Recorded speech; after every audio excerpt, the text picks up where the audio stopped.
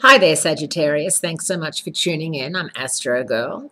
And finally, we are starting to feel as if things are back to normal. Mercury retrograde was really a difficult one, I found, especially towards the end. It really had a bite at the end of its tail.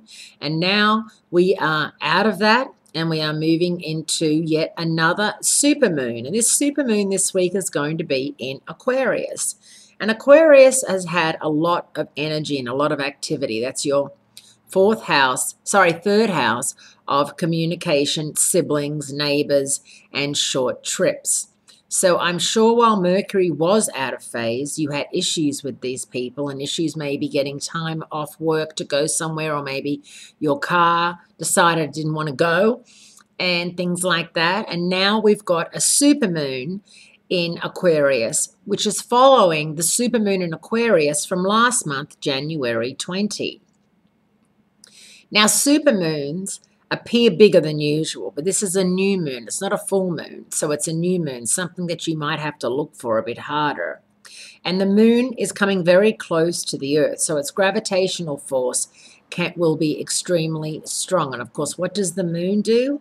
It rules the tides. So if you're thinking of going to the beach, if you're fishing, and if you're online looking for low tide, high tide, even if you want to take the dog for a walk on the beach, just be very careful with it. If it says, rough seas and all that, take that on board, because there definitely will be rougher seas than usual. Now, the sun is moving into emotional, vulnerable Pisces this week. And that's your fourth house of home and family. And for the next month, you'll definitely still be dealing with issues with siblings, maybe issues with roommates, issues with neighbors, issues with people you share your time and space with at home, your partner. Maybe you'll want to redecorate or spring clean or have a garage sale or something like that, and he or she is not into it or against it for whatever reason. And just remember, compromise and agree to disagree always is going to work. Now, if great news this weekend is that Mars, the planet of energy, and Venus, the goddess of love, are moving into Aries, which of course is your fire cousin and your fifth house of romance, creativity, and self-fulfillment.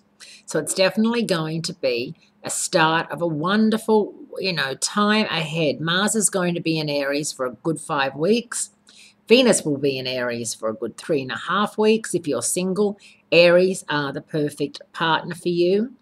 If you're in a relationship and there's a bit of rough water, speaking of high tide, this is the perfect time for you to work things out, or to decide to go your separate ways, or to meet in the middle somehow, whether you go to therapy, whether you just talk it out amongst yourselves, whether you take a break.